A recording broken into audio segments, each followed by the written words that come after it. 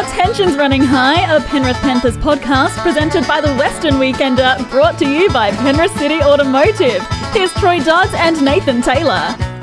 Hello everyone and welcome to Tensions Running High, a Penrith Panthers podcast presented by the Western Weekender. This is episode 79. I'm Troy Dodds. I'm joined by Nathan Taylor. Hello Nathan. Hello Troy. We are the voice of rugby league in Penrith, and we love talking all things Penrith Panthers. For 35 years, the Western Weekender has led the way in Panthers coverage here in Penrith. We've covered 6 premierships, the biggest breaking stories, and interviewed CEOs, coaches, chairmen, players. The list goes on. A big thanks to our sponsor, Penrith City Automotive. Go and see Garth and the team. Get yourself a new or used car from the people who do it best. On the agenda today, the Panthers too good for the Tigers. We set Nathan a challenge, and we've got Where Are They Now, plus the Origin teams for the second game at the MCG, including some huge news for Casey McLean. But look, let's begin the show. And Nathan, the Panthers-Tigers game on Sunday, probably the most relaxed anyone has ever been during a Panthers game, I reckon. Well, I certainly was relaxed as soon as the tries started scoring. But to think there's been some well-respected experts in rugby league, James Graham, Brent Reid, some of these characters all thought that the Tigers would cause an ambush, an upset. Like, I've listened to all their podcasts, and you guys are kidding yourselves. You call yourself experts. Did you not see the team that Penrith named compared to the Tigers, and you actually thought that an upset was on the cards here on a Sunday afternoon? Ridiculous. You've got it in for James Graham. I do. You've declared him public enemy number one of Penrith Panthers. Well, before that, I didn't mind him, but now I'm like, how could you seriously go on to one of the biggest NRL podcasts of the week and say what he said? I mean, if people haven't heard it out there, he basically said that he was sniffing an upset, like a big upset, that the Tigers would cause an ambush and beat these Panthers. And it was like, Jimmy, like, are you doing this for clicks, for engagement, or do you actually believe that could have happened? A team that's lost one game all year, we're going to lose to those putrid Tigers. Now, look, one thing we probably didn't expect was for the Tigers to show up or not show up, as it may be. They were terrible. And look, credit to Benji Marshall post-game, who basically said his team was brain dead. They were terrible. And this was the Penrith's biggest win of all time, 68-0. Biggest in terms of margin. Of course, Penrith has clocked over the 70 once before, 72-12 back in 2004. But this is the biggest margin of all time. Yeah. I mean, the Tigers just weren't there. It looked like they gave up. Well, it kind of did, but that's not to say that Penrith weren't playing well. Like, Penrith were red hot. Like, some of those plays and the tries they were scoring were bloody awesome. But the Tigers obviously didn't do them any favours with the defence. There were some easy tries there. Freddie Lussick scored 2 tries, straight out of dummy half. Isaiah Yeo crossing the line. We know he doesn't do it often, but he got over in a breakaway try as well. So it was very flimsy defence from the Tigers. Now, in terms of records, by the way, it's not the West Tigers' worst ever loss. They lost 74-0 to North Queensland. It's like the third worst or something like that? It's actually the second worst. They've also been beaten, and they're all pretty much, the top 5 are pretty much all in recent times. But yeah, they've been beaten 72-6 by the Roosters, 64-0 by Melbourne in 2025. That's horrific. 68-0, but 74-0 that game. Up in Townsville in July 2023. So that was after they'd smashed the Cowboys. I remember that. Yeah, interesting. But look, and the other records, of course, I believe it was the biggest away victory of all time. Right. Biggest away. It's weird to say it's an away victory when it's Penrith's home ground, yes. I guess technically, yes. Yeah, but certainly. Well, yeah, that's right. Little asterisks there, potentially. Big asterisks. And of course, the other, I think, interesting element is that with a double, it really put Thomas Jenkins in line to break the record for most tries in a season for the Panthers. So he's now on 20, of course. So 25 is the record. 25 right? is the record set by Reece Wesser in the Premiership winning 2003 season. Now, Brian To'o got 21 in 2023. He's going to go past that. And Amos Roberts, of course, his dynamite season for Penrith in 2004, he got 23. So you'd think he's going to break that record this year. Well, yeah, we're at just over the halfway point of the season. We've still got finals to come. He could hit 30 in the next 6 weeks. Yeah, absolutely. If he gets another couple of doubles, it seems like when he scores one, he scores two. Yeah, he's never had a game where he's just scored one, has he? Yep, and one that's probably gone under the radar, Brian To'o. He could become just the fourth Panther in history soon to score 100 tries for the club. He's gone to 97. Reece Wesser, Ryan Girdler, and Greg Brandy-Alexander, the only three who've It's crazy that Brandy scored that many tries. Like, being a halfback for most of his career, he crossed the line over 100 times. He must have been that bloody dominant. Yeah, he was. He certainly was, and that's why he's the best. Maybe is he? I don't know. Well, we'll decide one day. That's for someone else to decide. But look, it was a pretty comfortable victory. 12 tries in the end. Look, some people have been giving the Tigers fans a rap for sticking around for most of it. I reckon they were just there to enjoy the show. This amazing Penrith team, really. Yeah, well, is Scott McRae, the former worker here when he used to ring the bell, is he the curse? Yes. Yeah, well, maybe. Remember, Penrith didn't win a premiership when he was in recent years when he'd left, and now he's the Tigers ground announcer. What's going on there? Well, maybe bigger problems for the Tigers is Jerome Luai, who, all credit to him. He went to the Tigers because he wanted to be Batman. He didn't want to be Robin. But geez, that's probably his worst game for the Tigers. Well, yeah, and since he announced he was going to PNG, they've won one game, and that was the game last week against the Dogs, which they almost lost. So since he's made that announcement, I don't know whether it's a coincidence or you can read too much into it, but it's quite funny that your captain, your leader, your Batman has decided to leave the club, which is, we all praised him for, but they've been struggling ever since, and they were having a pretty good season up until that announcement. Well, I think Adam Dewey was the key. When they went to Adam Dewey to halfback and Luai back to his traditional 5'8" role, that was when they were playing their best football.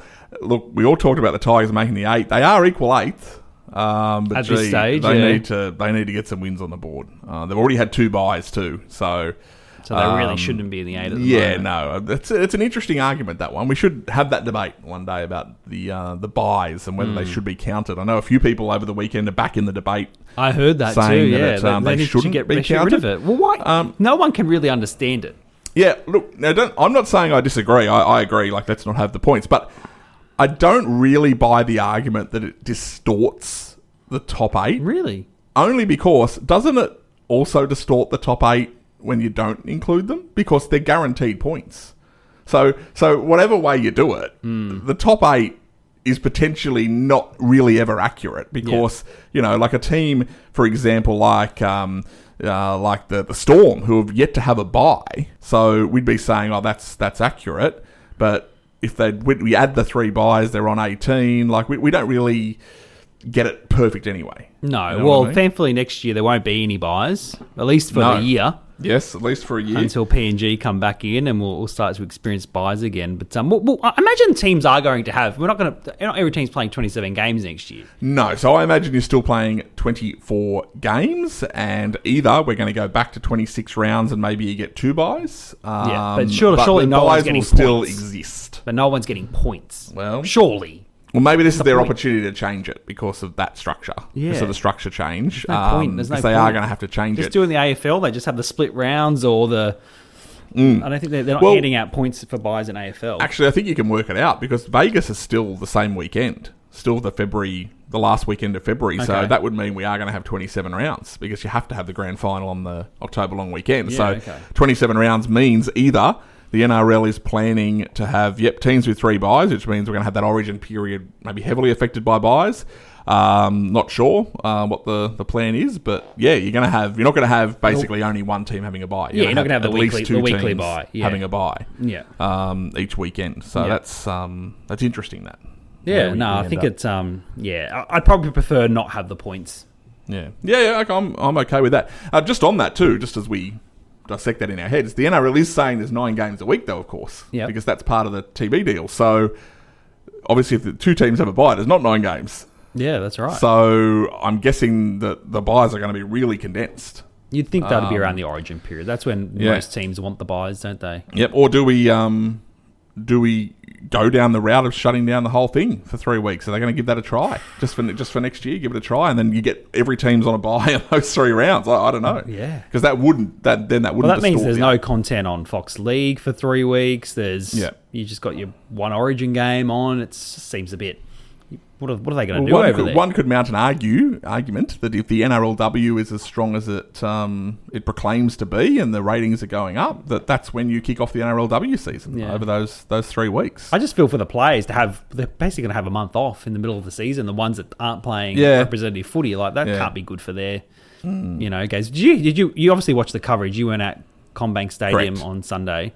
Did you hear at the start of the coverage when the game was kicking off, there was some dispute between Panthers and the Tigers over their one jungle apparently they put banners. All their marketing over the Panthers bench. Yeah, so both benches have this one jungle, board, like a billboard, because that's what their slogan is, I guess. And but something like Bossy was saying that, or one of the sideline eyes was saying that Panthers had theirs ripped down, and then the Tigers complained, and then they had to put it back up, because I did see it back up during the game. I saw these posters behind the Panthers bench. Seems like Tigers are worrying about more things than winning football games. Yeah, well, Penrith must be, because Penrith must not have that for their away bench. No, when they're there, they're probably like, we don't put anything up, so why are we? Yeah, and maybe they should. I guess you think your away bench should be whatever the away team wants to have. But anyway, I guess this is the fight of CommBank as teams try and make CommBank their home. And of course, the Tigers, I'm guessing, are playing more games there next year because Leichhardt is going to be closed. I heard that. I was surprised to hear that this weekend's the last Leichhardt game for a year or two. Yeah, big redevelopment happening there, of course. Okay. That's lucky that Penrith's going to be back at Penrith, because it can be the Tigers if they want. Yeah, that's right. All right, well, we digress with all of the discussion about buys and whatever else, and just say, well, Penrith 68, Tigers 0. What a result, and a record-breaking result. Now, Penrith have the bye this weekend. So, look, where do we think Penrith sit? I mean, it's pretty obvious, but the run home's about to begin. I know there's still one more bye, to come, but the run home's about to begin. Penrith are 4 points clear on top of the competition. Does anyone stop them?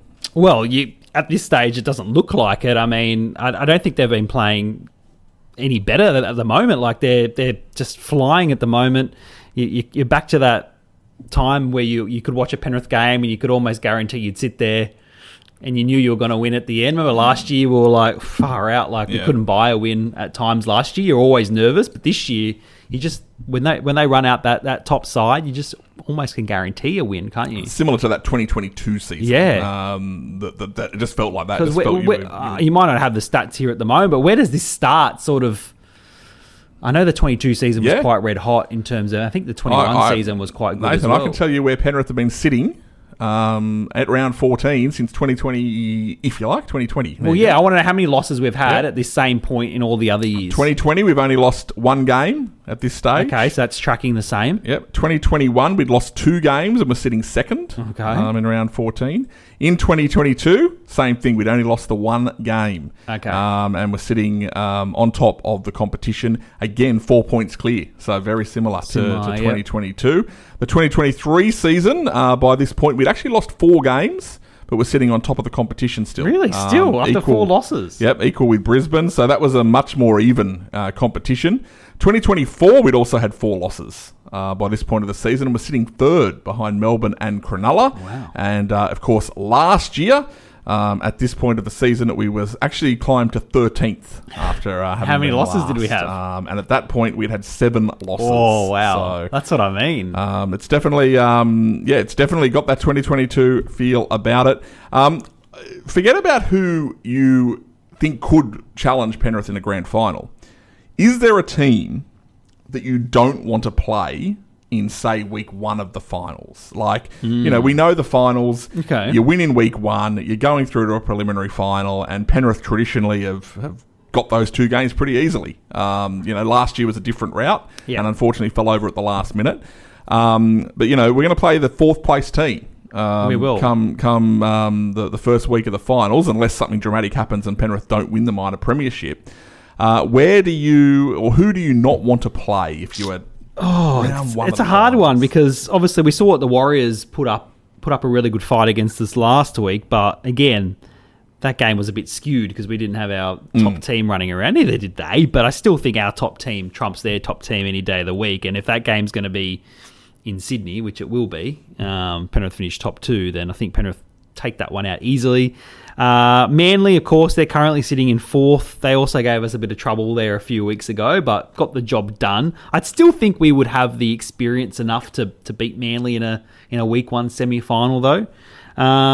It'd probably come down to the Roosters, because they have the experience, they have the quality players, they have the guys that probably aren't too scared to be up in a big finals match against the Panthers, and I think they could give us a run for money. Even though earlier the year Penrith crushed them, and they were but you just don't know what you're going to get from the Roosters. Like they had a couple of bad weeks, and then they beat Canberra quite easily. Yeah. So you don't know with them. And maybe the Dolphins. They're probably the only other one that if they make the 8 and make the 4, they could do something. We know they got plenty of points, and then they're not scared of us. It's interesting you say that because my answer to that question is the Dolphins. So you're scared of okay. I just think that I don't think Penrith is going to get beaten, to be honest with you, in a grind or in a hard fought finals match against the likes of the Roosters or the Warriors. But I do fear the way the Dolphins can just throw the ball around and really get on a roll in attack and potentially disrupt what is a very systematic Penrith defence. So,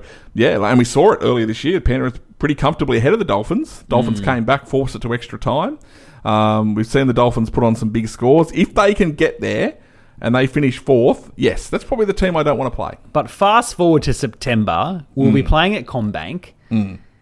Dolphins have never played finals football. Yeah. Do you really think that they could upset us? I don't think they could upset us in terms of I'd be tipping Penrith by 20 points. But in terms of a game that I'd be most nervous about, I think it's going to be the Dolphins. In terms of, too, that you're playing 4th. So you're not playing the second best or the third best team. You're playing suddenly a middle of the road there team. So, I don't fear, like I would fear probably playing 2nd or 3rd. Yeah. But 4th, I don't want it to be the Dolphins. I'd much rather it be a Cronulla or a Newcastle, put it that way. Yeah. But anyway, we'll see what transpires there. But I think, yes, we can all agree Penrith are clearly the best team in the competition. Is there a team who are out of the 8 that have surprised you in terms of being out of the 8? Because I've got to say, a big chunk of last year's finals teams they're missing at the moment. The minor premiers in Canberra obviously are coming 14th at the moment. The Broncos, we all know about their troubles. They're coming 12th. The Storm are 11th. So is there a team there that surprised you the most that they haven't gone on? Yeah, it would have to be probably not Canberra. They've got a bit of a pattern, Canberra, in having a good year and then a down year and a good year, down year. They did lose their main halfback as well last year, so that doesn't surprise me. I didn't think they'd be going this bad. I thought they might hover in the 8 somewhere, but not this bad. It'd be either Broncos and Melbourne. Obviously, Melbourne, who would have thought they would have such a fall from grace? I know they're starting to come together now, but whether they can get enough points to make the 8, I don't know. I'm not sure yet. I mean, Brisbane, 5 in a row, they've lost at the moment. Like, that's just awful. For them to lose back-to-back weeks, Dragons, Titans, who are right down the bottom of the table, that's not good. No. And they played those games at Suncorp as well. And look, for me, it is the Broncos because I didn't expect them to go back-to-back. I think that, that's a ridiculous pressure that, yes, Penrith and the Roosters both managed to achieve in the last decade or so, but, we know that it's not an easy thing to do. But I did expect them to be far more competitive and far more sort of steely. They've had some injuries. They've had some injuries, and at the end of the day, they do have an ageing halfback in Adam Reynolds, who and Ben Hunt too. is really struggling. Yet Ben Hunt as well. And then, of course, you've got probably their best player in Reece Walsh, who just hasn't been in the form. He missed a bit of time with his... And missed some time. And Payne Haas has missed a bit of time. They've had some issues, that's true. Yeah, but they should be going better than that. They should. They should be. But are we convinced that was a really great premiership they won last year, though? And the circumstances that they won it in? I mean, they shouldn't have even got through week 1, That's what I mean. Every week, they had to come back from the brink and win. They weren't the most dominant team last year. The other one that probably doesn't surprise me, but I guess a lot of people are talking about, is the Bulldogs. They currently sit in 13th. I got to tell you, apart from the performance against Penrith, I'm not at all impressed with the Dogs this year. No. And I do not think they will make the 8. I think that's, some of these wins that they're having, like the one against Para on Monday, I think is just sort of masking what's a pretty ordinary team. And, shock horror. Gus has got a team into this position where he gets them to the rebuild, but then problems hit. That's right. How long does Gus stick around for, or does Cameron Ciraldo go first? Who knows? Well, I want to know, does Gus think Cameron Ciraldo is tired at all? Well, he might do. By the end of the year, he might. What he did with Ivan was a shock. Whether he needs October firing. Send him off to the sleep clinic. I'm not sure. I think the 8. I don't know. I reckon it's settled, but there is a potential possibility that someone could get into 8th. Look. Okay, but I don't think it's settled, because you would think a team makes a run. Like, of that quality, when you've got your Storm Broncos, your Raiders, your Cowboys, like that quality in there, you would think a team makes a run. Okay, well, top 7 settled then. Top 7 is settled. Yeah, you would think so, because you would think Cronulla does enough. Manly, after I picked them to win a wooden spoon. Newcastle I think looking I good. get out of that, because they sacked their coach very early. And I did predict they'd sack their coach, That's but not true. that early. Roosters Warriors are going to make it. You're right there. The Knights probably win enough to. Yeah, look, you might be right. And Souths have been having a good year too, as well. So if Souths can have a period where Latrell, Cody, they're all switched on, I've got no doubt they could actually make the 4. They've just got to go. Really? Yeah, but they just got. We haven't played them yet, have we? Just got to get. No, we play them in a few weeks, but without our Origin players. That's the one game that we play them without our Origin players. So they just need their best team on the park, South, and they can do anything. All right, we'll take a break. All right, now, Nathan, last week there was few raw in the local community. I know, I dropped a bombshell. Yep, you dropped this huge bombshell that you had not seen in full the 1991 grand final, won by the Panthers 19 points to 12. Now, it meant that you hadn't seen Mark Guy getting sin-binned. You hadn't seen Canberra play so well in the first half. You've had people sending you videos. You've had people offering you their DVDs. Not offering their DVD players, which I did ask. I followed up with, can I get the DVD player You've got a as well? PlayStation, don't you? You can play DVDs Yeah, on can that. you? Yeah, Oh, absolutely. really? Yep. Okay. So, you've had people offering, their recorded versions on VHS to watch it. So we've decided we are going to put the challenge out for you, Nathan. We're going to have to put a deadline on it, that you need to watch the 1991 grand final in full, and we'll have to provide a quiz afterwards, just a test to make sure that you did watch it, that you just didn't fast forward or you weren't on your phone. Didn't watch the highlights. Double screening, as they call it. I have seen the highlights. As I said, everyone should know. I definitely seen extended highlights, but just not minute by minute. So when do you think, what time? Do you think by the end of June? Oh, okay. You're going to give me that long? Yeah, I'll give you that long. Yeah, all right. Yeah, all right. By end of the financial year. End of the financial year. Because if you went out and bought it somewhere in like a second-hand shop, that I've just made it a tax deduction for you. That's true. Well, I think it would be on YouTube, right? Possibly, and in fact, the NRL website actually has a big archive too, so you might be able to find it there. But, okay. But all right, there's the challenge, the 1991 grand final. If you do watch it on the DVD set that I think got offered to you by someone, you actually get all the post-match coverage as well. Oh, okay. Will that form part of the quiz, though? Or I'll have to know who they interviewed first after the game? We'll just stick with the minutes 1 to 80. Okay. But all right, the challenge is out there. 1991 grand final. Nathan is finally going to watch it in full. Have you ever, just out of interest, have you watched back the recent grand finals at all in full? Yeah. Yeah? Yeah. Straight after. Like, you come home after the game at the grand final, and I won't be able to go to bed. I'll watch it back. Yeah, I've seen them all. I don't know if I've actually watched the 24 grand final Storm one in full. Yeah, I'm not sure. I may have. You will. I've definitely watched. You got to watch the Fox Call for sure. Highlights. Yeah, I probably have actually, but certainly I've watched the others. Probably the 2021 more than any of them. Now, if you want to email us here and have your say on anything you can, podcast@westernweekender.com.au is the email address. Bob's written in. You got that, Nathan? Yes, I do have that here, Troy. He's obviously a big fan of the podcast, Bob. And he's a Panthers supporter for 60 years, can you believe? He's one of those rare 60-year...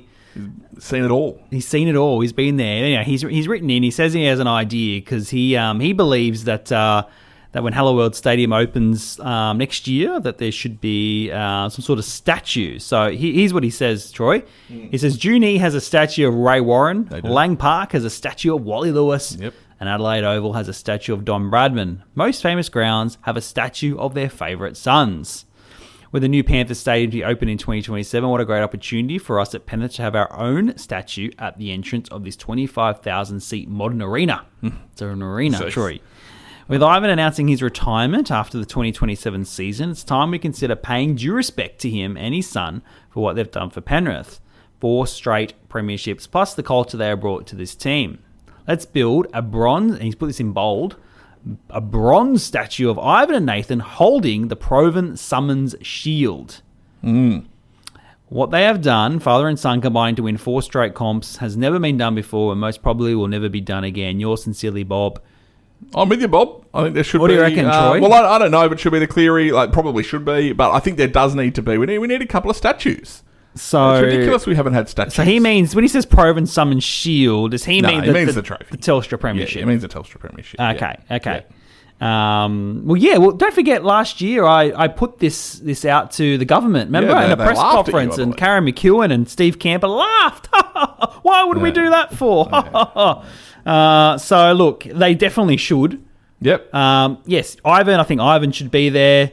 Nathan, in one of his celebratory poses, when he throws the ball away is good. Of course, something with Brandy and Royce, it would be a nice one. A Mount Rushmore replica. We could. That's a good. Who's on the Penrith Mount Rushmore at the moment? You've got Brandy. You got Brandy. You got Royce. You got Royce, and then you got the 2 Clearys. Do you put Gower? I don't know. Or do you do Nathan Isaiah? Yeah, well, maybe. But then where does And then you've just forgotten about Gowie too. Yeah, well, that's right. Well, I don't know if Look, I know Gowie probably deserves more praise than he gets. I think some of the 2003 boys are starting to feel like they're the forgotten premiership. But I don't know. Good on him. He captained us to a premiership. He's a local junior, absolutely. But I just don't know if he's the level of your Brandies and your Cleary. I think they're on one level, and Gowie's maybe one rung down on the ladder. So I don't think we have to include him in Mount Rushmore for the sake of including him in there. Just to have him in there. We obviously do love everything he done for us, and he won a comp when I was in high school. That meant everything. So, but yeah, you're right. But I think Bob's onto something. Yep. I think. But what's the catch here? Obviously, we know the government. This is a government stadium. But there are other stadiums around that the government own that there are statues. Ray Price outside there's a Ray Combank. Price statue at Combank. I know that was there at the old one, so they had to relocate it. But obviously Allianz Stadium has a crap ton of statues. Yep. So no, there's no reason not to. And as I've written and said a million times, at the end of the day, this is the stadium for the Penrith Panthers, even if the government likes to get dragged to actually saying that. So we should be celebrating the Penrith Panthers, and that's where we should have the... What's a bronze statue cost, do you reckon? They must be expensive. I don't know. Because there's not many of them. People don't make them often. So they must be quite expensive. Yeah, I don't know. Let's look it up. How much would a bronze statue, 2 metres high? Yeah, you'd want it. You want a decent height so you can get a photo with it. Yeah. Look, it's a wide range. According to Google AI, so I'm not sure how reliable that is. We're up there with Fox Sports HI, but it says between $10,000 and $60,000. $10,000 and $60,000. That's a big range. So it sounds like that if you went to the local trophy shop and got them to do it, maybe $10,000. Arnell Trophies could do that. But we love Arnell Trophies, by the way. But if you went to the top of the range, you might be looking at a 60, something like that. Yeah. Okay. So, because people sculpt it, don't they? Yeah, they do. What about if we just I don't know if this is going to be any cheaper. But what if it, at Madame Tussauds, we have a wax. Yeah. Oh, jeez. We've got the museum coming up. Maybe you're suggesting a few wax figures. Would that be okay? A Gus one would be nice. I'm all for that. All right. Well, let's see what we can do. But I agree with you, Bob. We all agree with you, Bob. He's nailed smart it. Man, Bob. Now, Penrith City Automotive is making end of financial year car buying easier than ever. Big offers across Honda, Kia, Toyota, and BYD. I actually drove an electric BYD for the first time. There's actually a BYD in our car park at the moment, Troy. Yeah. There's a Tesla out there. It's all happening. We need an electric charging We don't have any.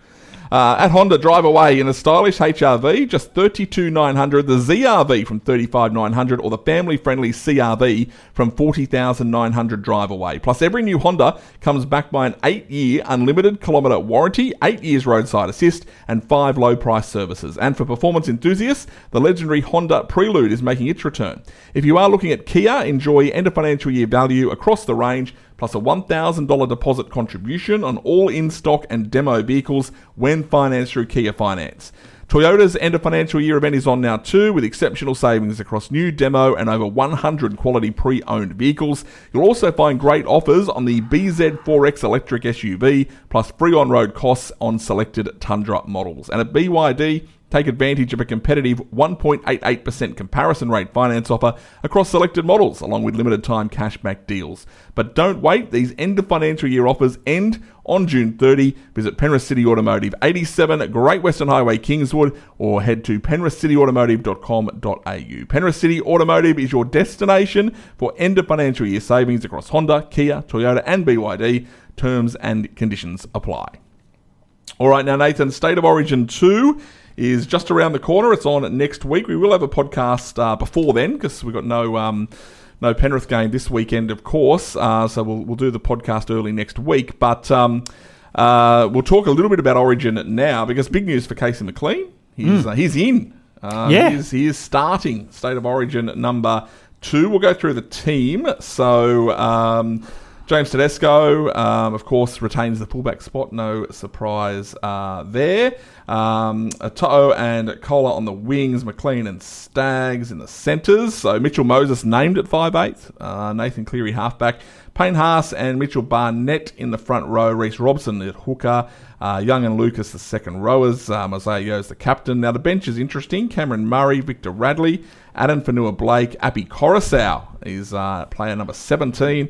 Then you've got Ethan Strange, of course, Mark Nawanganitawaze, and of course, Holy Moly Olakawatu. Now, I was surprised to see Homoli Olakawatu thrown back to jersey number 20. I know you were very critical of his cramp, but I thought he is one of the better forwards of the year. Yeah, maybe Laurie just thinks he doesn't have the motor to go a full game. I'm not sure. We know Laurie has made some bizarre decisions during his Blues coaching career, and this week's team list is no different with some of the interesting choices he's decided to make. He likes to back himself, Laurie, and sometimes I wonder where who's helping Laurie. Yeah. Like, I imagine it's not just Laurie that's just selecting this team on his own. He obviously has a selection panel or some advisors. Do we know who's on Laurie's advisor list this year? I'm not sure. Maybe they could make a guest appearance on the live stream, which is continuing to be a great success. Laurie wore his glasses this time round to make sure he got every team. Well, when he said Casey McLean's name, you were wearing a sigh of relief. Yeah, bad news. Casey McGuire dropped for State of Origin number 2.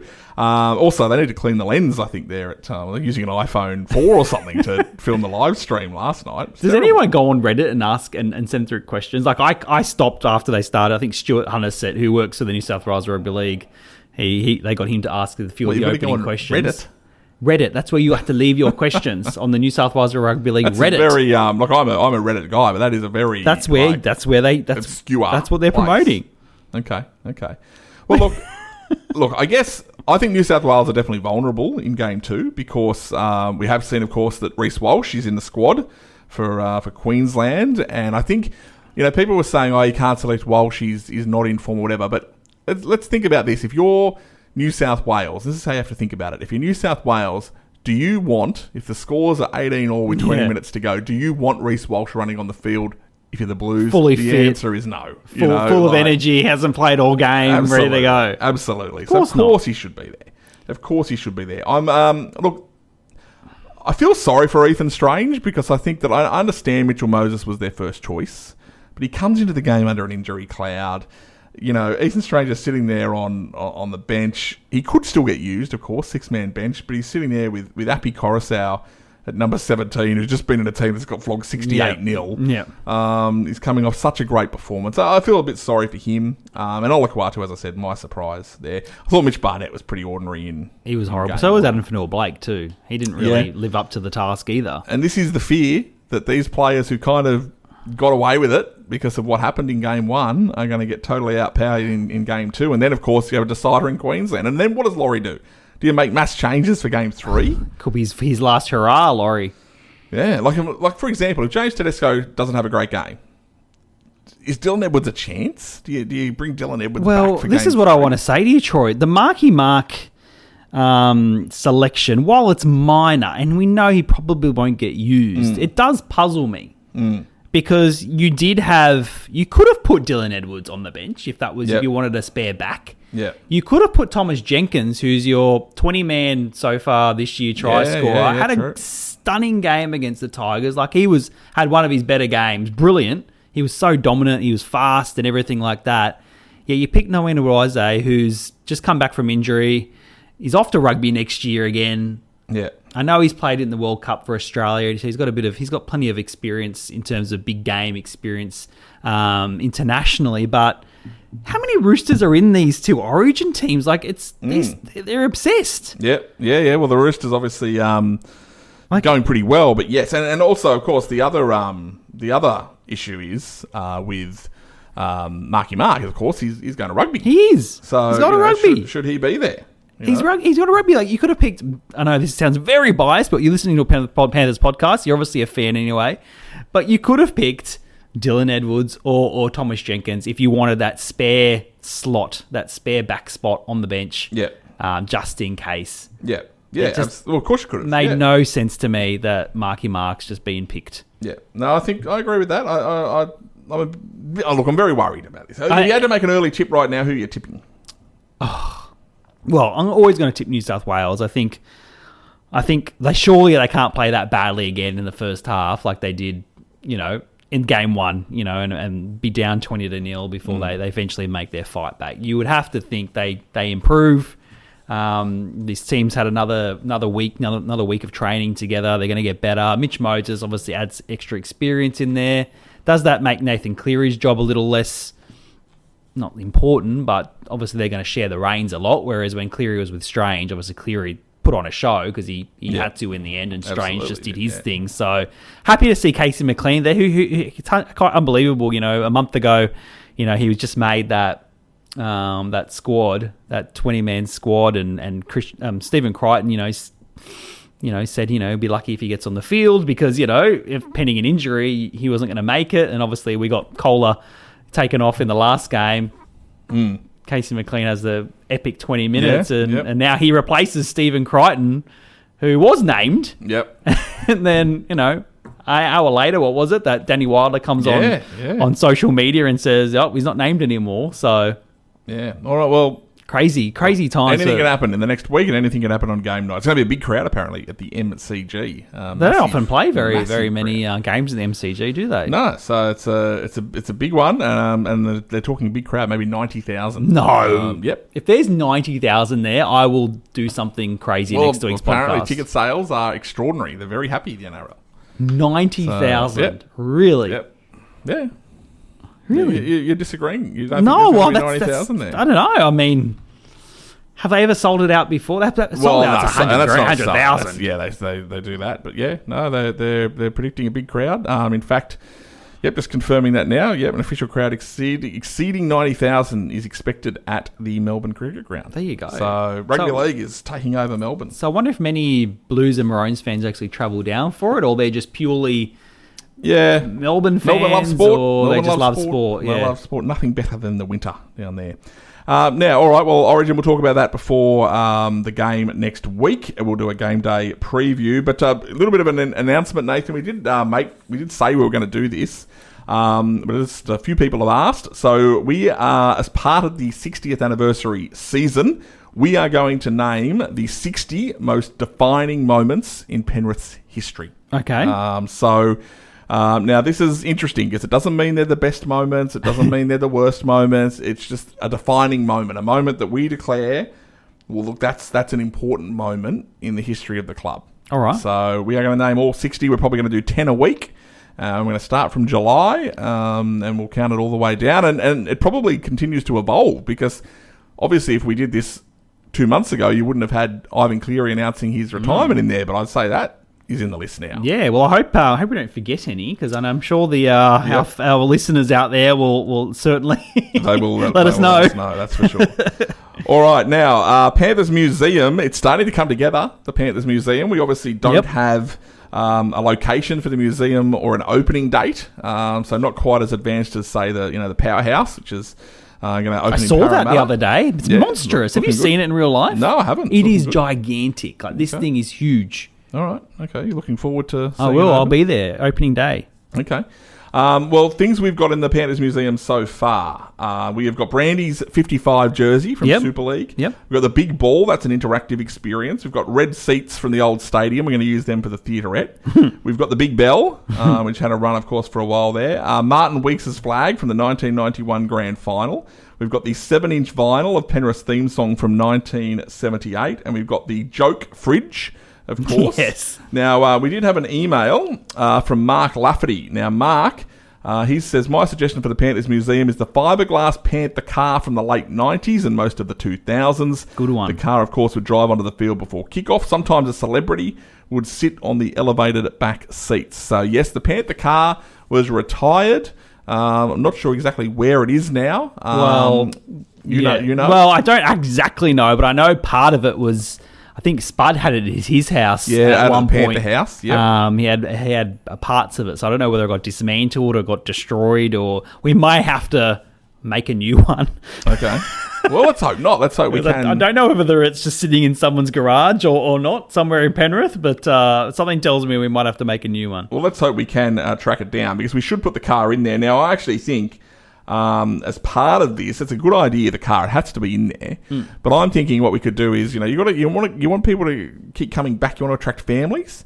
So I think we have a family fun day, maybe once a month or once a quarter, right? And as part of that, you can go for a ride in the car, maybe $5. Yep. That'll help keep the museum going. Yeah. Is it going to be an electric car or is it going to be petrol? Yeah, I reckon we put an electric car in it. We can charge it up out the front. So $5 it'll cost for a ride on the back. Yeah. I think that'll be a great inclusion. I think it should be I can imagine it right at the front there at the museum as you walk in.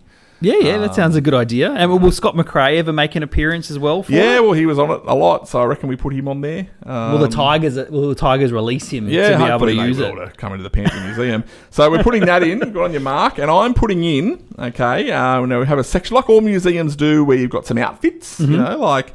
Obviously, we're going to have a lot of jerseys. We've got Brandy's 55 jersey in there. I'm putting in there probably the most famous Pantherettes uniform of all time, and that is the cat suit, which, of course, was introduced around 2014. It lasted for a couple of seasons, the cat suit. Yep. Maybe a bit controversial, maybe a bit, scandalous at times. But yeah, the cat suit, the famous cat suit, I think it was latex. Will the suit be... just hanging on a hanger, or will you have it on like a mannequin? Like a mannequin, yeah. Yeah, okay. A mannequin, nice. So I'm putting that in there, the Pantherettes cat suit from 2014. Oh, I like it. What do you got for the museum this week? Similar to you, Troy, I was actually getting a bit nervous there when you were pitching your item, because I thought, he better not say what I'm about to say. But you didn't, thankfully. So my item is actually Gus-related, Troy. And it was a moment in 1994 when Gus was coaching on the sidelines, and our old mate Bill Harrigan decided to wasn't happy with Gus. Yes, decided to send him off. Yes. Like, I don't think that's happened very often. Definitely not in rugby league. You might see it in soccer where a referee or an umpire has sent the coach off and basically sent Gus to the bin. Yep. Never seen it, but in relation to that, Gus was wearing this real sexy tracksuit. Yep. I think it may have been... I'm trying to think of the brand. I can't remember. Well, it was definitely a Dada uniform. It was a Dada, yeah. But it was 1994, so was it... Yeah, okay. Could it have been Prospect Electricity, potentially, as the major sponsor? I know the one you're talking about, yep. Yeah, actually, I actually took a photo, so I can show you. So, where is it here? Yep, that's what it looks like. So you can see Bill Harrigan there, his TNT red shirt. It is, Prospect Electricity. And then Gus is sitting there, bewildered. So I reckon that on a Gus Madame Tussauds wax figure. Ooh, so you're really going double there. You're putting in a Gus wax figure. Yeah, and he's wearing the tracksuit. Brilliant. And it has to be the original. Yeah. Hopefully Gus has got it still somewhere in his closet down in the Shire where he lives, Yeah. I think that'll be a beautiful number. And I'd love to see actually that tracksuit come back into fashion. Yeah, well, hey, things come back from the 90s all the time. Because I think the Roosters have recently brought out some Adidas gear, like some old tracksuits from back in the day that I think Gus wore back in the 90s, 2000s era. I reckon Penrith should try and bring back that iconic tracksuit from the Gus era. All right, well, it's coming together very well. The museum. It is. It's coming together very well. It's something I'd visit, but I'll be, of course, running it. You'll be curating it, yes, absolutely. So I'm looking forward to that. We'll announce when it's coming and where it's going to be in due course. All right, it's time for Nathan Taylor's Where Are They Now? Each week, Nathan, of course, gives us 3 players to choose from, and I decide who I want to pick and find out what they're doing now. So who have you got, Nathan, from the Panthers of the past? Yes, well, I've obviously got some, in recent weeks, I've had some well-known names, but this week I'm going to go a bit obscure for you. So I've got 3 names for you. The first one's Matt Robinson. Oh, yeah. From the teens. In the early teens for the Panthers. We've also got Andrew Hinson, of course, from the 90s Panthers. Ooh, And do you remember Morven Edwards as well? Oh, I love Morven Edwards. I know, probably not as obscure, but, we don't really hear much from Morven anymore. I love Morven Edwards. He was great. All right, so I'll tell you what. As much as I'd love to know what Andrew Hinson's doing, I'm going to go... Matt Robinson. Throw me Matt Robinson. All right, Matt Robinson. So Matt Robinson was actually a Panther when I first started here at the paper. Yep. So when you would go out for media interviews, he basically started at Penrith in 2012. He actually debuted in the NRL with us. He's actually a Kiwi player from New Zealand. Matt Robinson came over to Australia and played first grade rugby league with the Panthers. It was around that era when Ivan Cleary first started. It kind of been, what was Ivan Cleary's first year, 2012? 2011 or 2012? 2012 maybe? 2012. Yeah. So this is when Matt Robinson debuted. And he was just an awesome player. He obviously didn't play too long at Penrith. He played until 2014, so 3 seasons.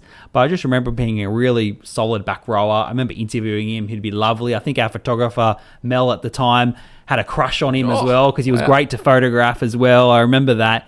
But just a real solid player and a nice guy on and off the field. He ended up playing 32 games for the Panthers all up before leaving to go where, Troy? Do you know where Matt Robinson ended up after Penrith? Who signed him on a big deal? Where did he go? Big 2-year deal. Look, I actually don't remember. I'm going to say the Cowboys. Close. Gold Coast Titans. Oh, okay. So, yes. That's right. He did too. Yeah. Went to the Titans for 2 seasons, but he only played 6 games. So I'm not sure whether that was due to injury or form or what happened, but only stayed for 6 games before in 2016, Troy, he moved to the south of France where he made a career with the Grizzlies in the French Rugby League competition, and he played 56 games over there. So in the end, he played more games with the Grizzlies than he did back in Australia in the National Rugby League. So look, after then, Matt Robinson obviously moved back to Australia, and he ended up working as a personal trainer at one of the big gym franchises, Troy, F45 on the Gold Coast. Okay. They started there. How's that going? Well, back then, he actually was doing quite well at his job, and he actually progressed and became the general manager of the Burleigh Heads studio, where he achieved, and he put this on his LinkedIn, a record membership of over 300 members. Wow, that's a lot of members. So, and you used to go to F45, so you would know, like that's a decent amount, right? That is, yeah. So he was so successful, Troy, at this Burleigh Heads studio that he then took on 7 more, and he basically managed 7 F45 studios across Queensland, across Australia. Yeah, okay. Unbelievable. Now, but that's not it. That's not all. He's not managing them now, I'm guessing. No, so in 2023, he left the gym business. Yep. And he actually landed back in rugby league at the Burleigh Heads Rugby League Club. So they are a Queensland Cup team. And he is now the commercial and event manager over there. And to this day, he's still employed there as the commercial and event manager at the Burleigh Heads Rugby League Club. All right, well, good stuff. So come full circle. He obviously had a good time on the Gold Coast when he moved there, and now he's he lives there now with his wife and family, I presume. 2023 sounds like he might have got out of F45 just at the right time, around that time when they were all falling apart. Yes, it's interesting, the fitness crazes. If you ever stumble across yourself owning a fitness craze, and you think it's too early to get out, it's probably not. Like, they will all fall over eventually, right? The F45 thing was huge. CrossFit was obviously huge. I think CrossFit's still a big thing, but not like... We don't hear about it as much as we used to. Now they're all into High Rocks. High Rocks is the... Oh, is that the next thing? Okay. But yeah, I mean... So I just go to a standard gym, Troy. Snap Fitness in Penrith. Just do your own thing, and that's it. So that's Matt Robinson. 36. Yep. Still going. Yeah, good on you, Matt. Well, yep. All right. Well, that's Where Are They Now? Nathan's fantastic segment. Can we get the... Yep, yeah, there it is. Oh, love it. It's all right. Thanks, good. everyone. What do we think, crowd? Yep. Oh, yeah, they liked it. Yep. All right, good. Very good. And if anyone has any suggestions of who they want to know, where they are, give me a task, give me a challenge. Yeah, podcast at westernweekender.com.au. See if Nathan can track down some players and where they... Absolutely. I might have to go through the death notices for some of them, but... Yeah, well, sometimes we want to know that, though. But where are they now? I'm going to say Penrith General Cemetery. Well, yeah, it's true, but sometimes we just want to know what happened to some of these players. Okay. You know what I want to know? A few. I'll give you a challenge for a few. All right, let me get my pen here. Is to find someone, a couple of players out there who only played one game. One game wonders. What happened to them? What happened to some of these one game wonders? Or just for Penrith, did they have a big career? No, maybe they only just played one NRL game. One NRL game. Where are they now? All right, we'll think about that one. All right. Well, look, there's no Penrith game this weekend, so we have to get through another round of footy without the Panthers in action. But of course, they'll be back the weekend after against the Gold Coast up there on the beautiful Gold Coast. You're going to that game? I plan to attend that. I've never been up to what's it called? Skilled Park. Skilled Park. I've been there once. So for a trial game, right? Yeah, in fact, I think it was Gold Coast first year they played. Penrith, 07. Penrith in a trial, 2007. And Penrith played a trial against the newest team in the comp. Yeah. How good's that? Yeah, you'll be off to Seabus Super Stadium. I will be in Rabina. All right, well, that is it for Tensions Running High this week. New episodes, of course, are out every single Wednesday. Visit westernweekender.com.au. Follow us on all the socials. Check out our print edition. Download the app, of course. I'm Troy Dodds. Nathan, thanks for joining me. Thank you. And thanks to Penrith City Automotive for their sponsorship. We will see you next time on Tensions Running High. Go the Panthers.